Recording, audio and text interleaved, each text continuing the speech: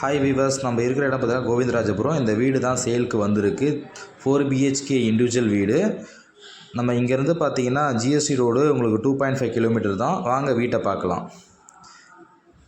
இந்த வீடு பார்த்தீங்கன்னா கீழே பார்த்தீங்கன்னா 2 பிஹெச்கே பிளானு, அதுமாரி ஃபஸ்ட் ஃப்ளோரில் பார்த்தீங்கன்னா 2 பிஹெச்கே பிளானுங்க. இண்டிவிஜுவல் வீடு தான், தனித்தனியாக தான் இருக்குது, வித் கார் பார்க்கிங்கோடு இருக்குது.